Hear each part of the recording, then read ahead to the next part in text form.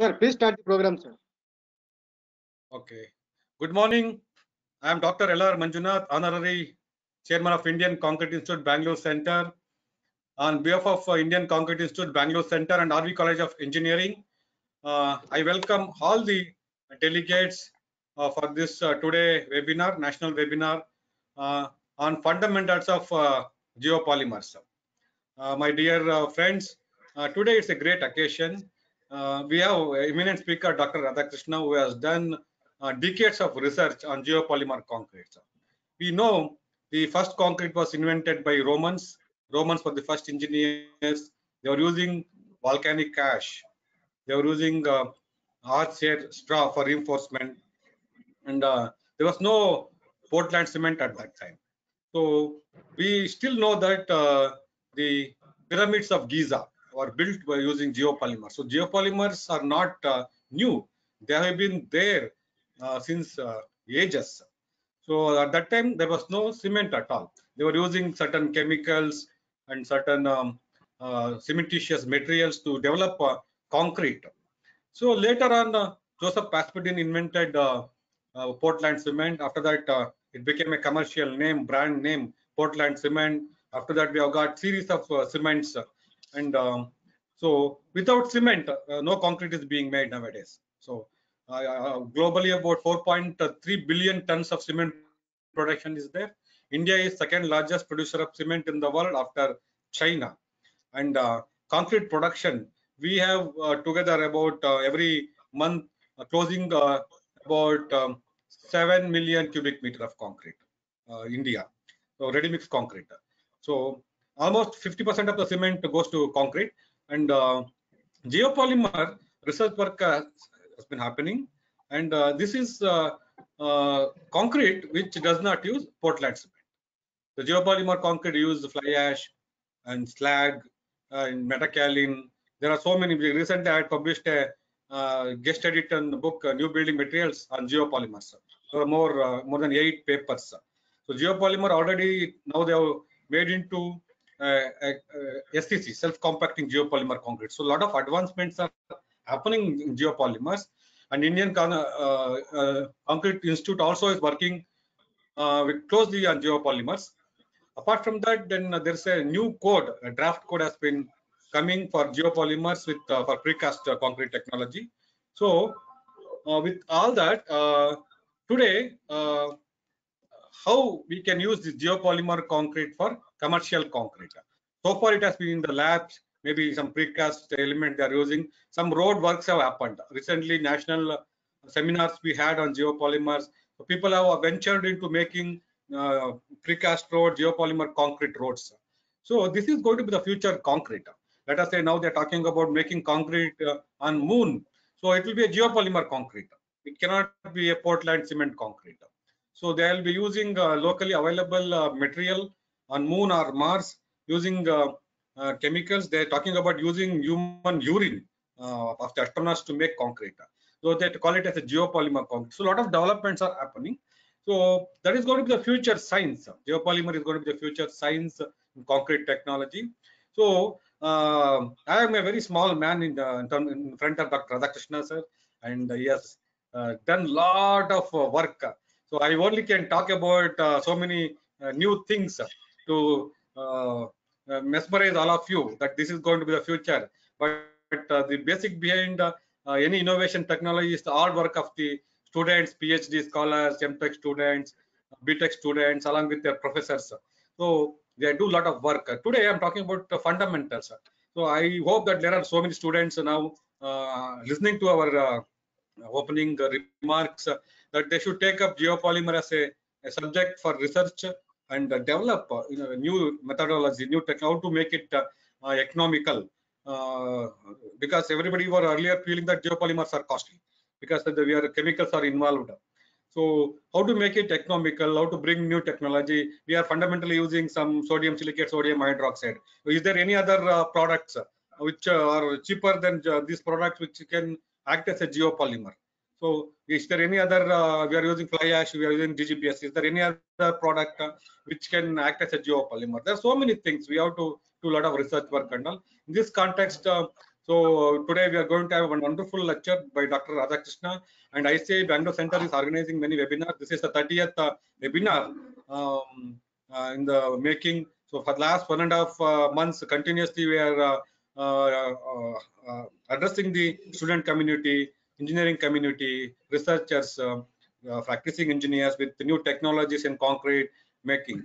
So over to the engineer Dhanush from RV College of Engineering to welcome the audience as well as the speaker and introduce the speaker. So I hope this session will be useful to all of you, and also many more people should take up research work on geopolymers. Over to engineer Dhanush. Yes, thank you. Thank you, sir. Thank you, sir. I'll keep it very short. Over the years, we've had a very cordial and fruitful working relationship with the Indian Concrete Institute Bengaluru Center. We've hosted a lot of events, and to namely, I think Concrete Fair, that is our annual flagship event, turns out in a huge way. And to also, I think, mention, we've won the Best Student Chapter Award a few years in a row.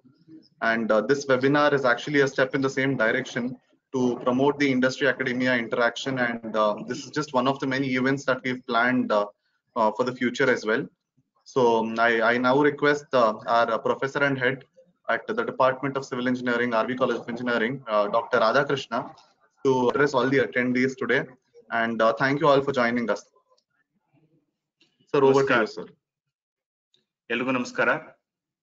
Good morning, one and all. I am going to discuss about the fundamentals of geopolymer. Many people are having different opinions, different views on geopolymers. People think that it is a polymer. People think that it's a chemistry. People think that it is a very modern material. So we cannot venture all other things. But to end all these things, this webinar is organized. So I'm going to present only the fundamentals. For some, it may be very new. For some, they may be knowing very well. But I'll try to go from the fundamentals, especially from the students' point of view. 1 minute. How to do this? 1 minute, please.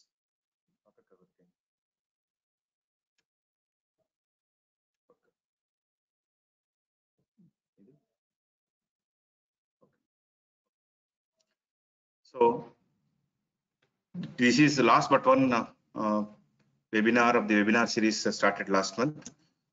Let us discuss about the cement concrete. It will remain as a popular material over next few centuries maybe, because it is very good in compression.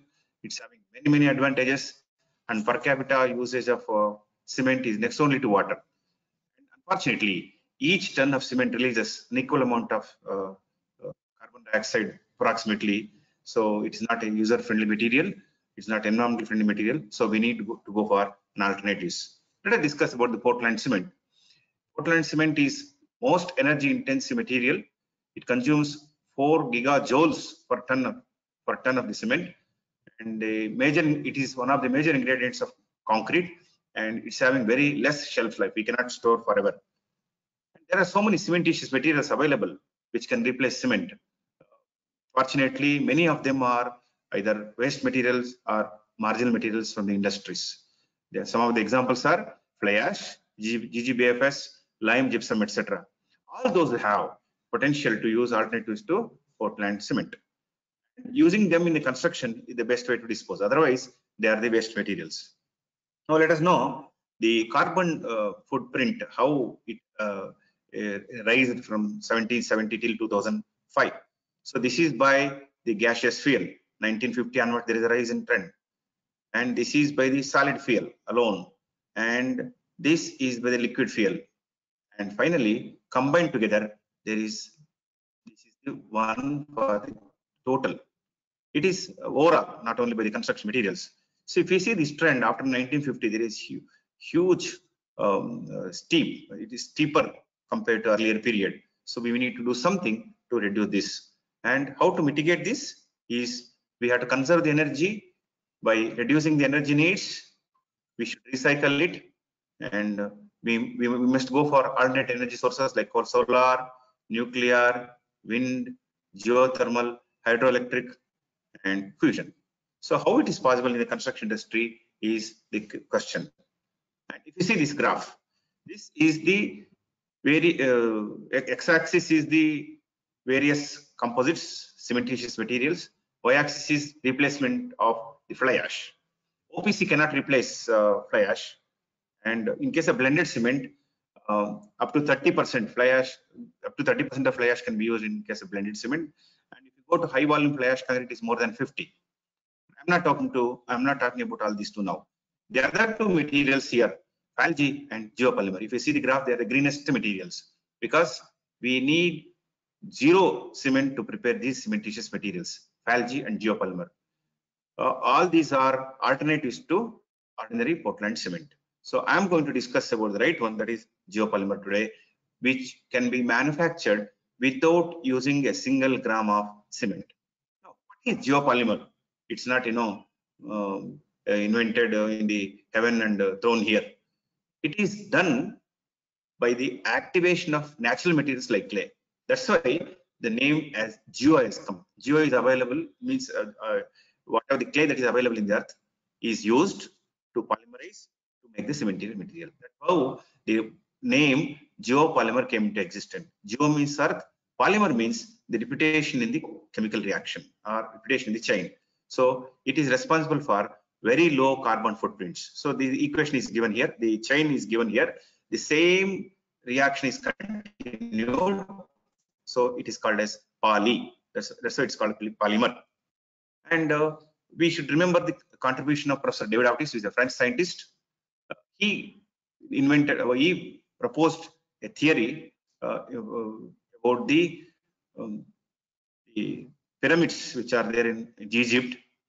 He postulated a theory. He says these pyramids exist 4,000 years back, and people say it's controversial. So if you refer his work, he has clearly mentioned that these pyramids are formed by the material called as geopolymer. And let us see what is coal ash. In India, 65% of the electricity is generated only by coal burning, and we cannot reduce even by 5% in next 3-4 years. Impossible. And also, coal is reserved. It is expected to last 100 years in India. So we have good resource of coal. So, and we can generate electricity. And the byproduct of this burning of the coal thermal power plant is fly ash. So what is fly ash? What are the engineering properties of fly ash? It is a byproduct of thermal power station. It is rich in silica and alumina. Very important. I will tell you this about later. Again, I will repeat this later. The particles in fly ash are finer than cement, and they are spherical in shape, and they have the potential to replace cement. We can use fly ash in various ways. I will tell you a little later. And if you see the picture on the right bottom corner, you can see the spherical shape of the fly ash particles. All, not 90%, all the particles in fly ash are spherical in shape. And ASTM classifies the fly ash into two. First one is class F fly ash. What is class F fly ash? It is the fly ash in which calcium content is less than 5%. Normally, it is produced by burning anthracite coal. And it is not self-cementitious, and it is very common across the world. So maximum research on fly ash will be only on class F fly ash. There is another category of fly ash, that is class C fly ash, in which calcium content is more than 50%. Normally, it is produced by burning the lignite coal. In India, we can see in Tamil Nadu only one, and it is normal self-cementitious, and it is rare, and it's having a lot of commercial value. So we concentrate more on class F fly ash because it's easily available and it's not having any much commercial value unless we use it as cementitious material. Next, cement. This fly ash can be used for various purposes. We can use for control lucent materials. We can use as natural pozzolana. We can use as calcium calcinated natural pozzolana and other pozzolanas. And we can all these code says how we can use. No code says about the geopolymer. As Professor Manjunath, Dr. Manjunath, chairman of the ICA Bangalore Center, told, there is a new code which is circulated. The draft is circulated. It could come in India. So although the fly ash is used for various purposes as per the codes, the use of fly ash for making geopolymer is yet to come as a code. What is the slag? It is the waste from ferrous industry, and it is quenched, ground, granulated. The resulting material is called as ground granulated blast furnace slag, or GGBS. So it is rich in silica and alumina, also the calcium.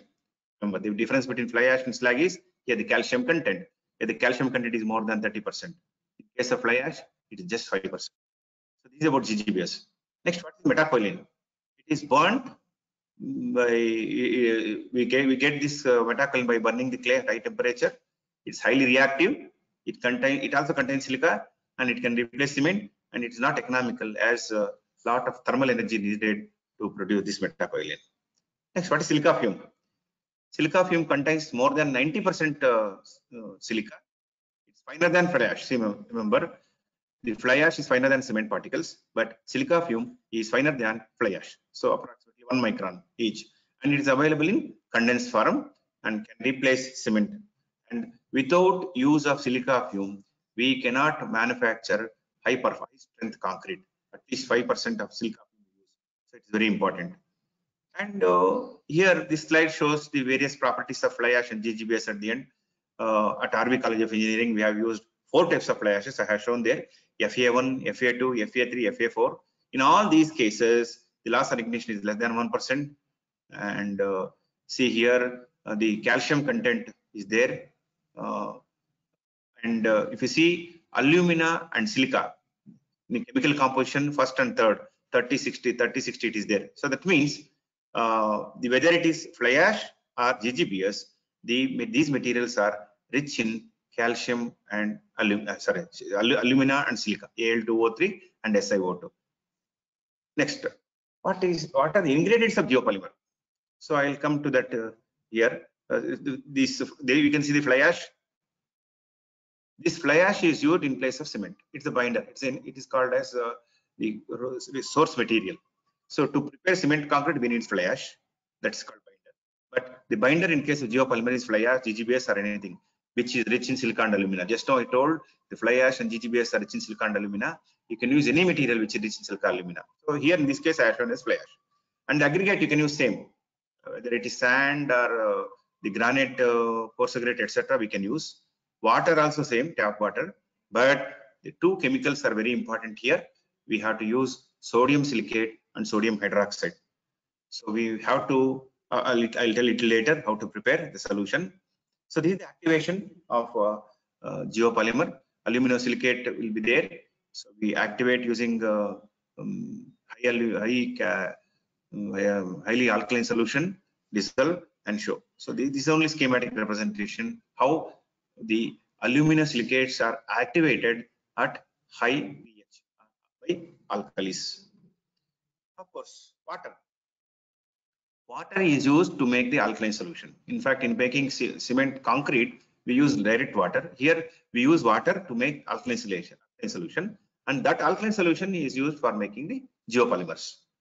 And in fact, the theory says water is released during geopolymerization. So in case of concrete, cement concrete, we need to pour water. We need water for curing. We need water for curing, right? Because it needs water. But in case of geopolymer, it doesn't require any water. In fact, it releases water during geopolymerization. And water is not all used in curing. That's the difference here. That's how water play a role in case of geopolymer. Next is how to make geopolymer. Very important. If you are a student, please ask questions at the end. How to make geopolymer? Please listen to me carefully. Those who are venturing into the research of geopolymer newly, this slide is very important. Remember, the process of making cement composites the geopolymer composite is same as cement composites. Process is same, but only change in ingredients. Remember, process is same, ingredients are different. Instead of cement, we are going to use aluminosilicates. Now you can ask me what is aluminosilicate. The examples of aluminosilicates are fly ash, GGBS, silica fume, metacoulin, rhesus cash. So just now I showed all these material, and many researchers say you can use red mud also. In fact, everybody encourages to use locally available material. I want to stress here that if any material available locally is rich in silica or alumina, just activate them using high alkaline solution and do some research trials and continue. Even Professor Rangan also says same thing. Everybody says same thing. So these are the examples of aluminosilicates, that's all. But you can use any other material locally and make geopolymer. So there are so many reports available on the net in which they are used the red mud or the special clay available in Egypt and some special sand available in Africa, etc. You can test them, trial them, and then use it. And the aggregate is same, whether it is sand or granite aggregate or basalt aggregate, aggregate is same. And water, of course, instead of water, we are going to use alkaline solution. Remember, 8 to 14 molar is normally used as per the earlier research done. I'll tell you what is molarity. So we use sodium hydroxide and sodium silicate for making alkaline solution. I'll tell you in the next slide. We are going to add sodium hydroxide flakes and sodium silicate solution into alkaline solution into water to make alkaline solution. Or we have another choice of making alkaline solution by using potassium hydroxide and potassium silicate. So we have to, out of these two, sodium hydroxide and sodium silicate are very popular because they are comparatively cheaper compared to potassium silicate. Of course, these sodium salts are added to water to make the alkaline solution. So this alkaline solution is used for making any geopolymer instead of water. In case of cement, concrete, we use water. For geopolymer, we use this alkaline solution. Next is the process. Sodium hydroxide and sodium silicate are added to water to make high alkaline solution. And coal-fired power plant, we collect source material, we add aggregate, and then make concrete. And of course, from concrete, we can make any cubes, cylinders, bricks, etc. This is just a schematic representation of making geopolymer. This is another thing. Of course, apart from that, we can make cement paste, we can add fiber, whatnot. We can add whatever we want to alter the properties. So it is in our hands how to make it. But basic ingredients I'm telling. How strength is developed in case of geopolymer?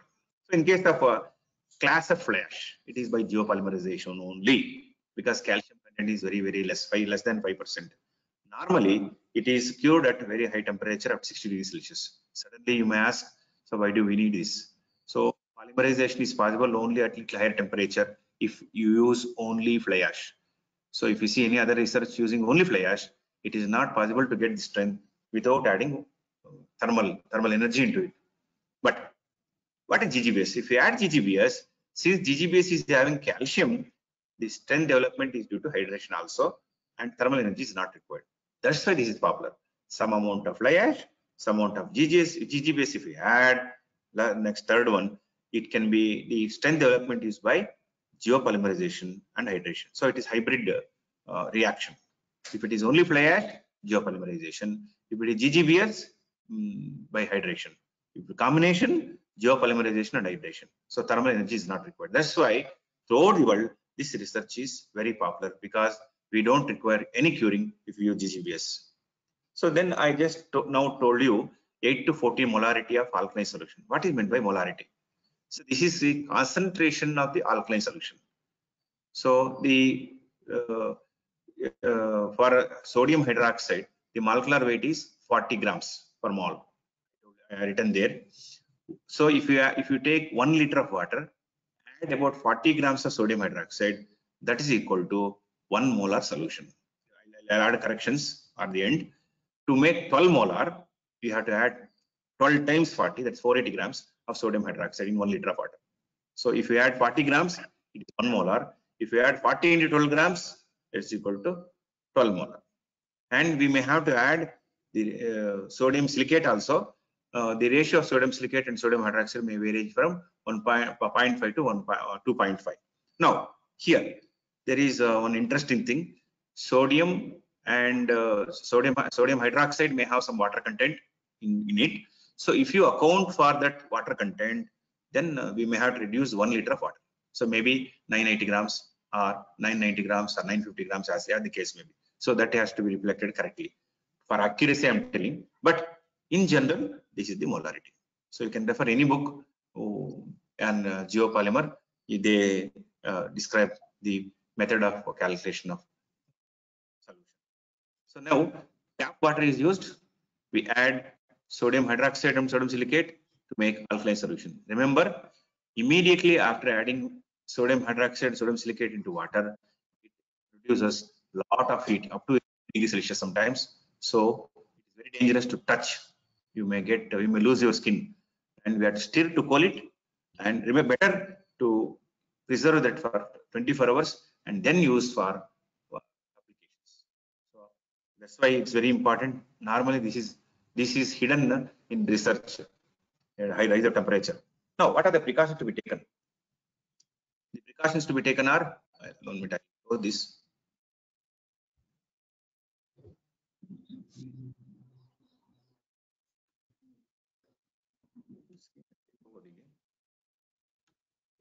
Okay.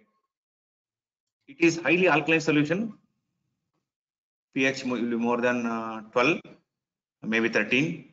Very hot at early ages, maybe 80 degrees Celsius. You should not touch with the bare hand. Remember, if you touch with the bare hand, you lose the skin. And you have to use protective measures like gloves. If it falls on skin, you lose your skin. So better to use the good footwear also. And it takes a long time to heal. And avoid falling solution on skin, ear, and eye. Very important.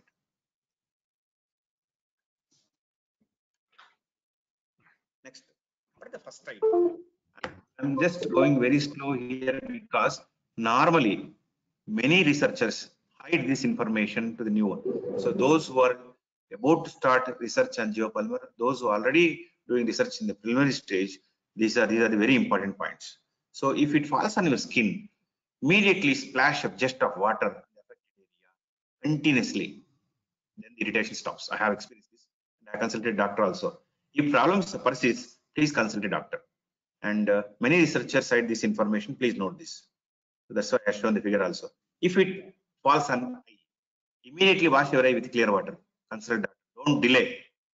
And doctor may prescribe steroids to use the for eyes. Okay, that's why we use gargles or avoid spilling of the solution.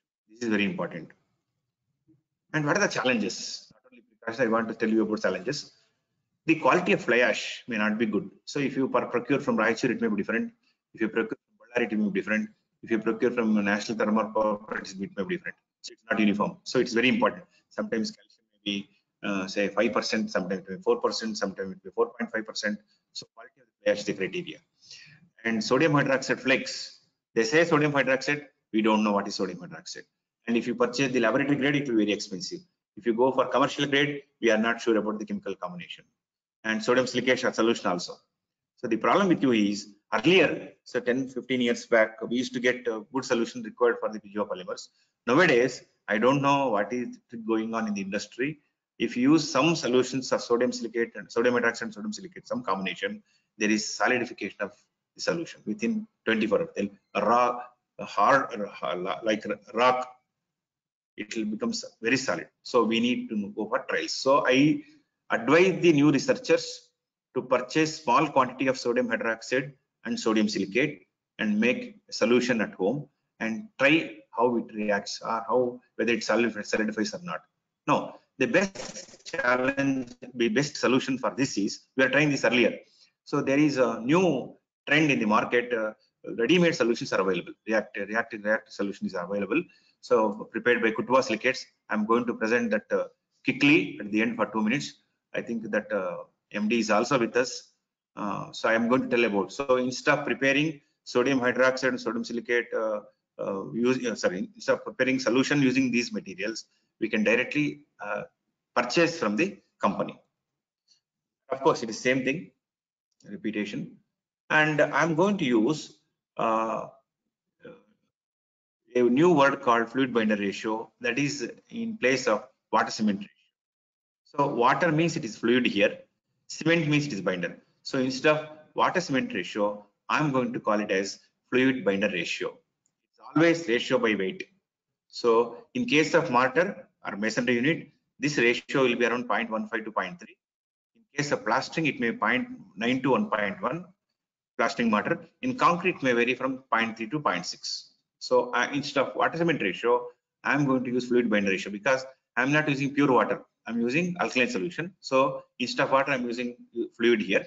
Instead of cement, I'm using binder here. The binder may be combination of fly ash, GGBS, water, it may be silica film, etc. And here, what are the different forms of geopolymer?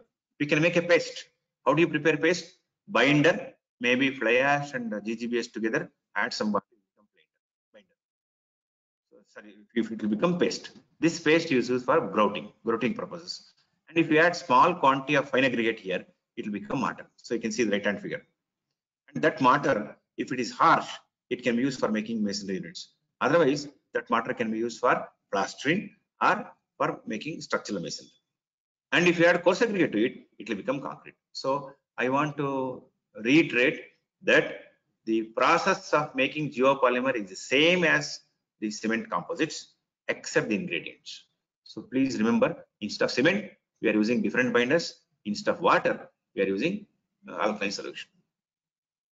So this is the geopolymer paste. Just we have just used fly ash, GGBS and alkaline solution like cement paste only. And we have done small research at RV College of Engineering. So we have prepared geopolymer paste using various combinations of fly ash and GGBS to begin with 100% fly ash and 0% GGBS, and reducing it by 10 each time, GP1, GP2, GP3, etc. 90% fly ash and 10% GGBS, etc., etc. for different molarities of say 6, 8, 10, and 12. So just to see how it exhibits the properties. So this is the graph showing the compressive strength versus age. So if you see at 28 days age, we can get as high as 35 MPa compressive strength.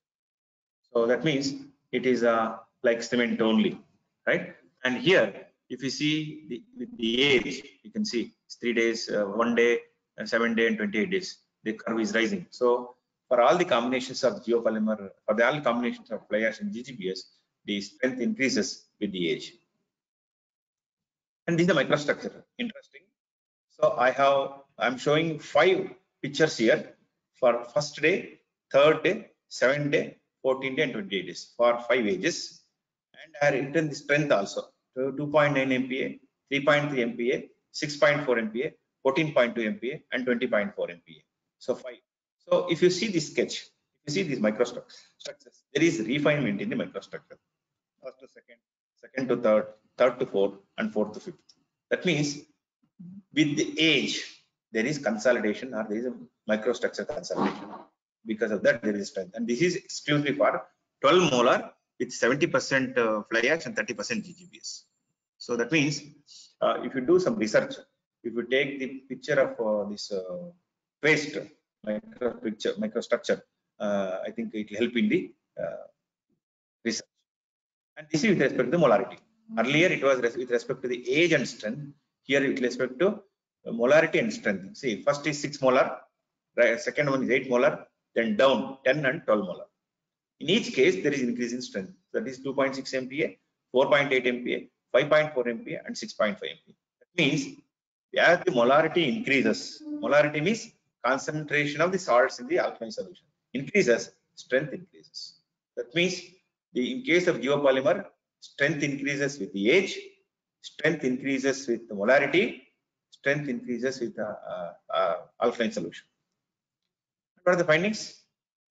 Strength is more than ordinary Portland cement many times, and setting characteristics depends on many factors and can be used for grouting without curing. Remember, we don't cure because we are using, I already told you, we are using GGBS. Since GGBS contains calcium, take this separate. Next, if you add small amount of sand or fine aggregate into paste, it will become mud. This is how it looks like. This is prepared at RV College of Engineering. Even for the mortar, we are doing some trials here. You see the binder column, fly ash 100%, GGBS 10%, fly ash 90%, GGBS 10%. Similarly, at the end, fly ash is 0%, only GGBS 100%. So, and we have used binder to sand ratio 1:2 and 1:1. So these are the combinations which are used to know exhibits the properties. This is the plot showing our compressive strength versus the combination of fly ash and GGBS. So if you see the rise in the curve at 7, 14 and 28, there is a rise in curve at 70, 30. That means 70% fly ash and 30% GGBS. That's why I have taken this for my earlier presentation. So we can use any combination, but as far as possible, we should reduce the use of GGBS because GGBS is energy intensive, because if it is granulated and quenched. Fly ash is not so. This is a variation of strength with respect to molarity. Of course, the age 8, 10, 12, 14, 16. As the microstructure says, the strength also is varying for all the ages 7, 14, and 20. That means, I repeat, in case of geopolymer, strength increases with the age, strength increases with the molarity. This is the study and mortar, same almost. And a very interesting slide. Geopolymer composites can be broadly classified into partially saturated and fully saturated. What is meant by partially saturated? In this case, water cement ratio less than 0.3. Of course, using the words water cement ratio still only, it's fluid binder ratio actually. And if the fluid binder ratio or water cement ratio is less than 0.3, it is not fully saturated because there will be some air voids. That's why it contains solid, liquid, and air. I'm talking about the left column. So this is useful for making mortar, and this is useful for making blocks. It requires compaction because since it is very harsh, it requires compaction. On the other hand, right hand side, if the water cement ratio is more than 0.3, it contains solid and liquid only because it is saturated, air is expelled here. So this is concrete, and it is suitable if the strength is more than 20 MPa, it can use a structural material, it doesn't require compaction. See, just change of consistency, change of fluid binder ratio, change of water cement ratio, it becomes different. Now, we can go for less than 0.3 first of all. Geopolymer blocks were considered. We prepared blocks manually and we prepared blocks by using hydraulic press. And we use two types of curing, heat curing and ambient curing. Heat curing is done only for the blocks which are used only fly ash as base material without GGBS. See here, I'll just show some slides how to make it. This is the dry mixing, and this is how it's mixed. It's not water. Alkaline solution is added, and it's mixed. Mixed this way, homogeneous, and weighed this way. And this is how this Mardini is developed in Indian Institute of Science by Professor Jagdish and his other researchers. It is used for making the blocks manually. See, two people can easily mold it. This is how mold look like. We fill it, complete it, eject it. So this block is ready. Ready, that's all. We don't require any other thing except compaction. Keep it side, mark it. These are the blocks. It's a three-phase system, as I told you. You can test it. You can see the cracks, and same thing can be done using vibro compaction also without manual thing. This is how we do it. Blocks, we do this, compress it, and make the paver blocks also. Anything can be done. This is the mass production in the blocks in the field. This is paver blocks. So to know the influence of size and shape, 6 types of blocks were considered in different size, 220, 200, all other things, and all were not. This is very important. There was no thermal input. There will be no heating, no traditional curing, and there is no demolding, and only compress and keep it inside. So now, these are the. Let us discuss about the heat cured geopolymer blocks, how it varied, in which 60 degrees centigrade is added. So heat cured was done at 60 degrees centigrade for 24 hours, and ambient cured in case of open air. This is the variation of strength with respect to fluid binder ratio. So we can see from 0.15 to 0.225. As the fluid binder ratio increases, strength decreases. Sorry. This follows Brahms law. Now you can ask me, why you are not showing any graph less than 0.15? This is the question. Less than 0.15, the material was very harsh, not compress. And the other question is, if you increase the fluid binder ratio more than 0.225, it will become saturated. So that's why we restricted our research only between 0.15 to 0.225. So this is a variation. This is exactly same as Brahms. Now, in case the ambient cured blocks, so many parameters are considered. I'm so much of information here because fundamentals of geopolymer. So in the other platform, I think I can reveal all the research outcome. I'm concentrating only on the technology, process, and applications. So we can go for different stages of testing. We can use different fly ashes. We can use different alkaline solutions. We can change the ratio of binder to aggregate ratio, degree of saturation. We can go for different molarity of alkaline solution. We can change different fine aggregates, temperature for the study, and binders also. I know fly ash, GGBS, lithophane, and avatac. So this is an interesting graph. If you see this graph shows the variation of compressive strength with age in log scale. See, first day itself, if you see, minimum strength is 1.5. For one brick, it is 3.5 also. So minimum strength required for using the structural masonry is 3.5 MPa. In one day itself. And in the beginning, first 7 days, the curve is very steep and the strength development is very rapid. Later on, there is some saturation. So we have conducted test up to 120. So if you continue beyond this, almost same strength will be there. There will be small increment in the strength. That means again I'm proving that the strength increases with the age. But remember, at one day itself, within 24 itself, we can handle the bricks very easily because minimum strength required for handling itself is 1 to 1.5. Otherwise, it will break. So transportation can be made fast. We can go for the construction. And the strength development with the age, for some other blocks, we can go up to 30 MPa. I showed there some sample one. Other sample I'm showing here. So that means we can get the strength up to 30 MPa blocks. So rarely we get the one brick strength of this kind and cement blocks of this kind. In Bangalore, if you test the blocks or concrete blocks, majority may not be get even 3 MPa or 4 MPa. You cannot reach 3-4 MPa in Bangalore. But we can prepare up to 30 MPa blocks here. And in the stress strain curve, it is not linear. It's almost same as the regular masonry block. Modulus velocity also 16,000, 8,000, 17,000 depends on so many things. Same. And of course, we tested for the keeping that in very high temperature for 2 hours. We kept blacks at 200 degrees for 2 hours, 400 degrees for 2 hours, 600 degrees for 2 hours, and 800 degrees for 2 hours. The loss of strength maximum was 8% when we kept the blocks at 800 degrees Celsius for 2 hours. So if you keep concrete block for 2 hours in 800 degrees Celsius, you cannot see even anything. It will not be in the form, good shape, and it loses all of its strength.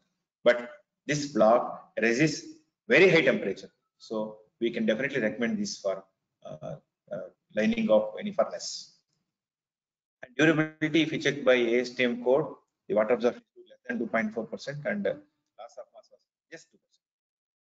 Of course, we want to make further study on geopolymer blocks as masonry. So we prepared geopolymer bricks, geopolymer solid blocks, and geopolymer hollow blocks. Then we constructed wallets and tested. Because just by proposing some theory and new material, unless we use it practically, people will not have any confidence on researchers. So we have to implement that in the field. So to do that, we have constructed some wallets at Harvey College of Engineering using 8 molar solution. Mortar was 1:6, cement mortar was used, and the bed joints was 10 mm thick, and wallet dimension H by T ratio, height to thickness ratio was 10.32, and this is sketch shown. So all these are, remember, geopolymer blocks, and cement mortar was used. I will tell you why cement mortar was used. See, if you use geopolymer mortar, we have to take extra precaution for handling the solution, alkaline solution. It's hazardous. So we tested that the bond between the cement mortar and block was enough. So that's why we used. You may object while using geopolymer blocks, we are using cement mortar, but we can also use geopolymer mortar here, but we have to take care of the hazardous condition of the solution. So with these easily by bricks wallets, we tested for eccentric loading and also axial loading. And this is the load assembly at RV College of Engineering. We have facility to test the solid block walls also. These are by solid. Earlier it was bricks. It is by solid blocks. Here the HPT ratio will be different. And if you see the failure, there is vertical cracks developed, propagated till the 1/3, and swelling of the cement on the face of the wallet. You can see. And this is by hollow blocks. Here it was bricks and solid blocks and hollow blocks. So they, both were tested for compressive strength, axial compressive strength, and also the eccentric strength. You can see the eccentric 25 mm. And sustained curve for the hollow bricks is same. It is like this, and the axial loading, eccentric load, I have shown the strength also. And those blocks, solid blocks, not solid blocks, bricks were used to construct a small building at outskirts of Bangalore city. You can see the building there. This building was constructed, all the walls were constructed only by using geopolymer bricks and cement mortar, and kept it open for 24 months, 2 years, without plastering and without roof. This is how it was there after 2 years. No, there was no erosion, there was no pitting, less water absorption, there is no distress. So there is no change in dimensions. And the roof was cast after 24 months. There was pressure from the government and the agencies to use it for the purpose. So there were a group of 200 houses. Out of 200, this is the only house constructed using geopolymer bricks. So we wanted to test. After that, we tested the temperature. If you see there, blue one is ambient, red one is this one. So in case of winter, it will be warmer inside.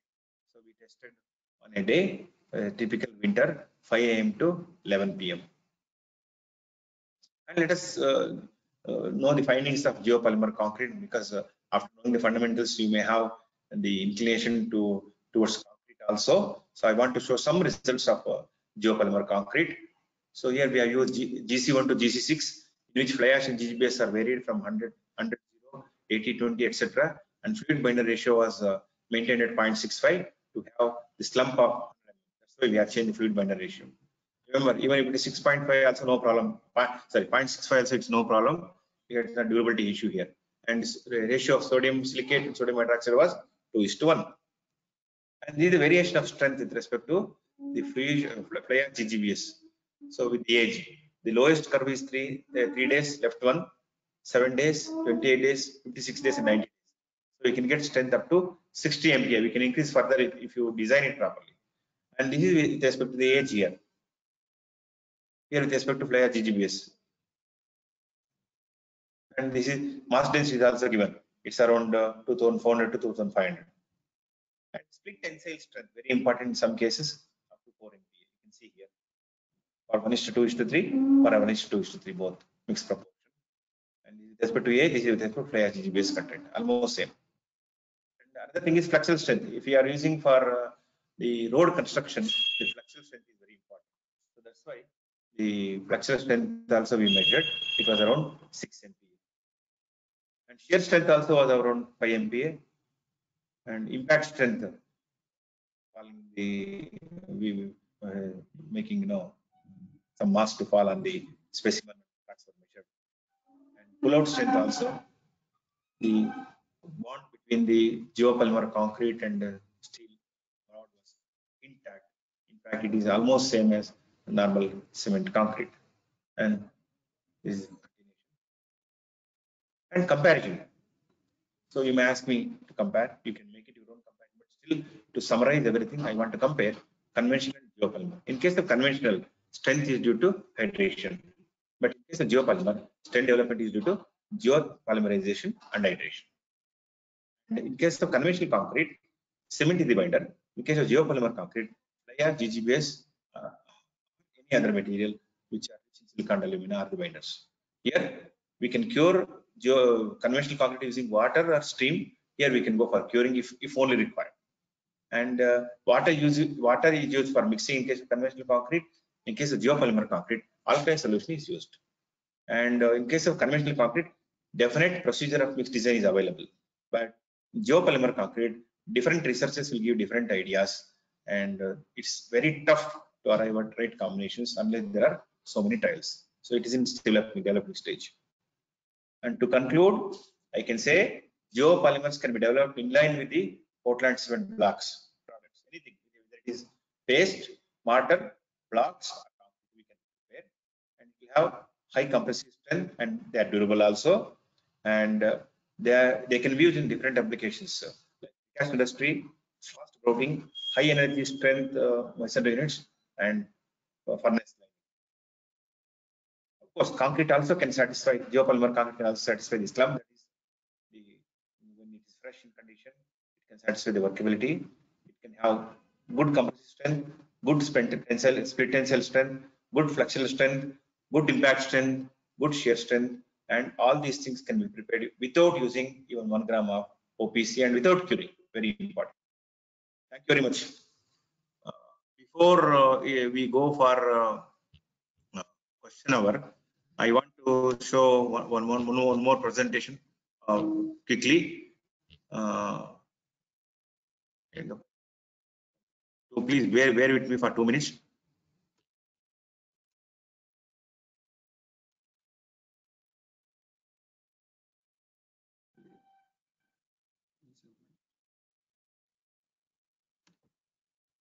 Please.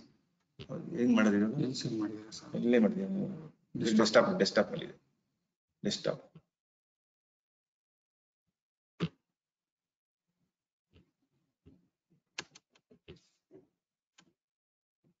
Yeah. Just quickly done. I told you that solution is available, ready-made solution is available. All the details are there, and this is the application, and very important to see everything. I'll quickly run through this.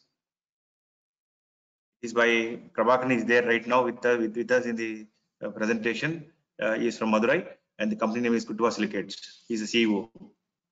You can see the application of all these things by them, and we can in fact put an order for ready-made solution with him, and at the end we have the contact details also.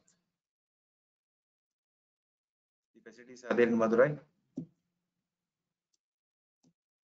Please go through, and this is available. I think we can leave this to list this at ICA Bangalore office. Anybody can get it. This is the practical they have done, and you can contact Mr. Prabhakaran for he's there at Madurai. Thank you. I think the floor is open for the questions now.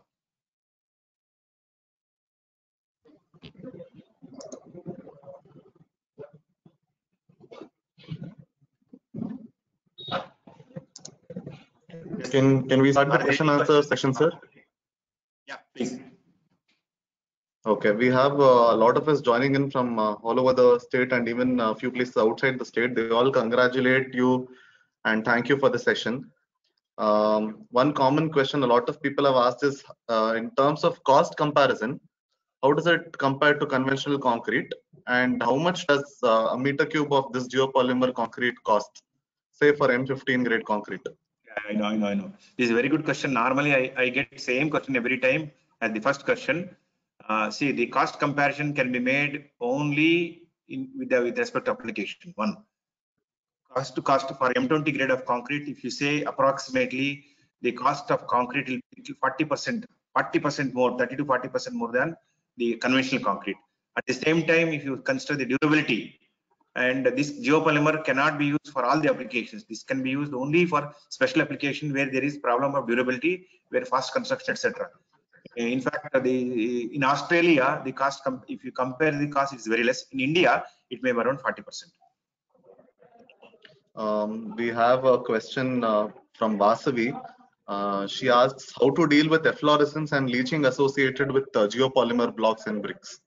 Yeah, very good. Good question. I faced this when I was doing it. And of course, there will be some efflorescence to begin with. If you go for geopolymer blocks, say after a few weeks, you can see the efflorescence. But once if you wash with water, it will never appear in lifetime. It will be there. In some rarely there can be efflorescence. White patches will be noticed, spotted at the surface, and of course, just splashed water first time, and you will never get it back. It is the normal concrete. Thank you. Next, please. Concrete subjected to a higher temperature. Yes. Temperature? What? Hello? One second. One second, sir. Okay. Concrete subjected to higher temperature due to steam curing at the earliest period. Strength is gained but lost at a later stage. What is your comment on this? Concrete. Yes, sir.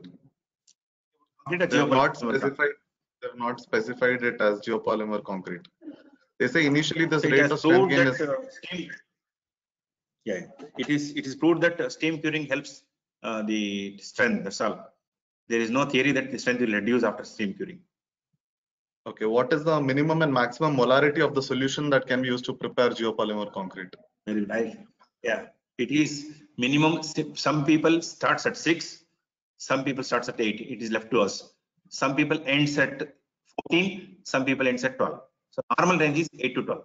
8, 10, 12 are very common. People go up to 14 also. In case of 14 or 16, there will be a lot of solidification at the bottom of the container. Okay, the next question is with respect to durability, sir. How do we test for durability, and are these blocks as durable as concrete blocks? Definitely. If you see the literature, you can see, first of all, the what are the Egypt, near Egypt, there are pyramids, right? Those pyramids is the best example of durability, number one. If there is controversy with the whatever proposed by David Hawkins, if you keep the concrete cube in sulfate solution and normal conventional concrete in sulfate solution, within 6 months you can see the difference. The geopolymer concrete is highly durable against the acids, against the sulfates, and against the chlorides. In fact, it is highly durable against. It can resist very high temperature. There are proven cases. Next, Pushpa wants to know, instead of mixing fly ash and GGBS in some proportion, can we make it completely out of 100% GGBS? We can use, but it will be a little expensive, and there are some issues of leaching and all. So already there are blended cement available in the market with OPC and GGBS, and using ordinary water. So nobody can use 100% GGBS with water. Similarly, we cannot use 100% GGBS with the alkaline solution, and since it's very expensive, there are so many other issues like splitting and cracking, and some other issues are there. I'm not sure about it, but there are some detrimental effects if you use only GGBS with alkaline solution. The next question is by Rakshita. She says it is risky for laborers to handle the material. So in what near future do you see this being implemented in large scale in the industry? Yeah, I do agree. That's why it is normally recommended for RMC. If you make it an RMC, no problem. They'll take care and they'll do it. If it is site mixed, you should be very careful. But in case of blocks, after making the block, if you touch the mortar, then it is not hazardous. It is not that dangerous. But if you touch the bare solution, it is very dangerous. I think we have to wear protective measures. We have to take protective measures like whatever I have proposed. Okay. The next question is by Dr. Shivanna. He says in your presentation, you said Rice's cast can be used. He says, can this be classified as an aluminosilicate, and can it actually be used in geopolymer concrete? Definitely. There are some research papers. Any material, I repeat, any material which is rich in silica and alumina can be used as base material, need not be restricted to fly ash. A few people are asking about the solution that we spoke about, ready-made solution. They're asking how reliable is it, and will the quality be same throughout the batches and the supply? Yeah, they can write to the company. We are using that in our college. If fly ash is more, it is little tough. We have to do some research on it, and because of commercial reasons, the company may not disclose the contents. So we also want to know the actual contents, how they prepare. They are not disclosing because of the commercial reasons. We have to investigate. But somehow by doing some trials, we can avoid using sodium hydroxide, sodium silicate, and making the solution, and directly purchase and use it. The next question is by Mohammad Rafiq. He says red mud slurry contains about 40% caustic lye. Can we use red mud in the preparation of geopolymer concrete, and does it actually reduce the cost? Very good, very good. See, all these things we have to do experimentation. We have to experiment. In fact, if you are using local materials, see, as long as it is rich in silicon, we can use it. But if there is any other deleterious material present in the material, that we have to take care. Remove a wash, or we have to avoid it. So that's why we have to do trials, test it, and do it. Okay, the next question is by Ramesh Rao. He asks, what is the maximum grade of concrete that can be manufactured using geopolymer method? And will it be suitable for regions that has very high temperature and very low temperature? Definitely, low temperature is fine, high temperature is also fine. We can definitely use, because it can resist high temperature. I think we have demonstrated up to M60, and Professor Ranganath at BMS College of Engineering and various other places, they have demonstrated till 80-100 also, I think. So we can go for high, and if you design properly, we can go to higher strength also, if required. Okay, the next question is by Amruta. She asks, when we compare shrinkage and creep properties of GPC to conventional concrete, is it the same, or is it better or worse? It is comparatively better or same, and I refer her to GC. There is a lot of literature available in the net. Research conducted at Curtin University, Australia.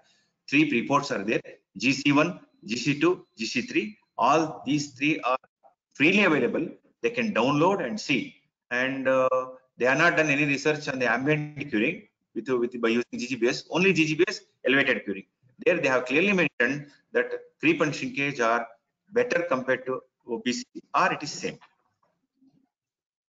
Okay, I think we'll take one last question. It's by Nivedita. Yes, she asks, is it mandatory to mix sodium hydroxide and sodium silicate solution one day before?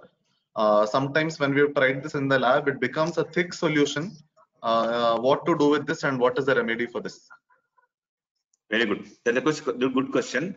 See, earlier, 10 years back in Bangalore, I'm telling Bangalore market, they were supplying some sodium hydroxide and sodium silicate, and we used to get that from the market and make solution, and it was not solidifying even after 1 week.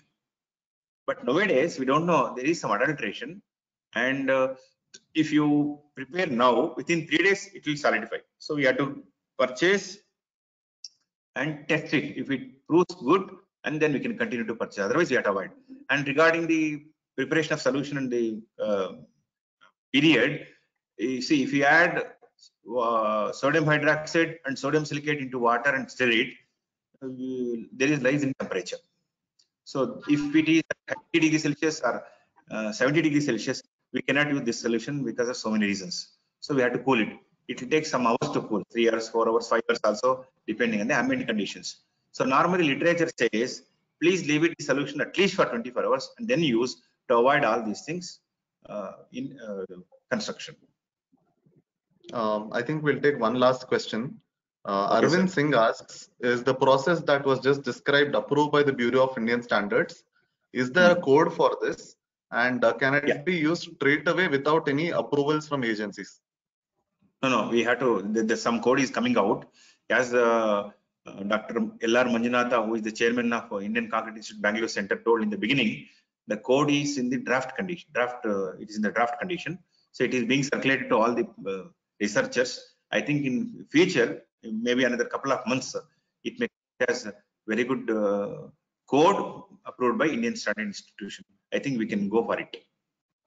So the first code of geopolymer. Okay.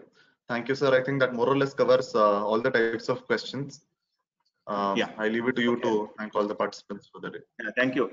I thank the authorities of Indian Concrete Institute Bangalore Center, the chairman, Dr. L.R. Manjunatha, secretary, Dr.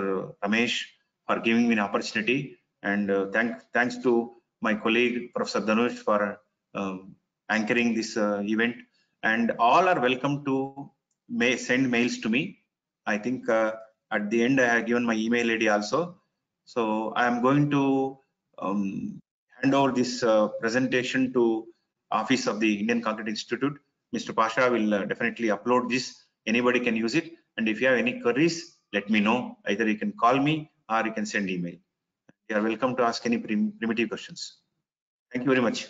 It's 12:05.